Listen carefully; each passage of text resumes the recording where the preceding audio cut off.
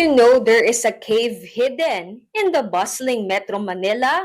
Located at the La Mesa watershed lies the Apugan Cave, the only known natural cave in the region.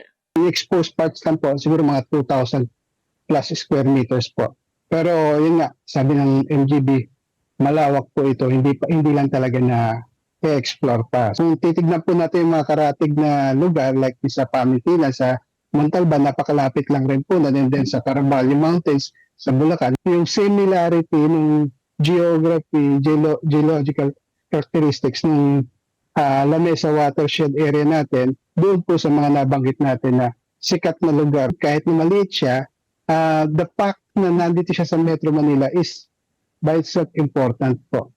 The DNR conducts a monthly monitoring together with the La Mesa Multisectoral Management Council to ensure its protection, even after being discovered a decade ago. It became a home for different species, highlighting as an important geological formation for wildlife.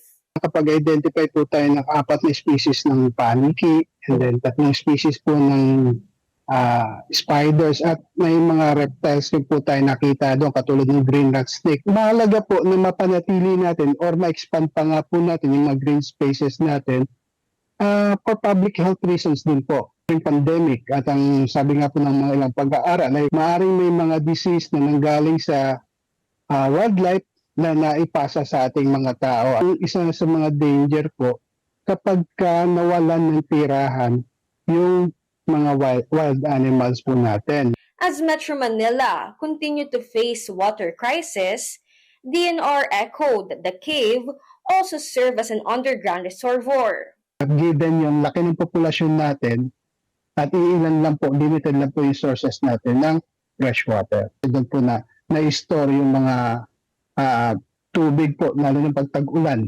Mahalaga po natin, especially now with the onlooming threat po ng El Nino. However, Apugan Cave is not open to public. It is classified as a Class 2 cave under the DNR Memorandum Circular number 2021-05, which means the cave is subject to strict protection measures. Meron pong areas kasi sa loob ng kuweba na sensitive at medyo kinakailangan po natin ma-preserve yung lugar. Kinakailangan natin ipalam sa tao yung kahalagahan ng kuweba, ng mga kuweba.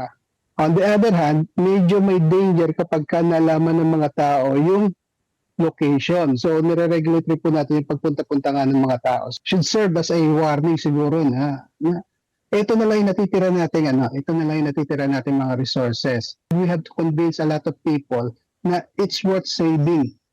For now, access is only limited to guide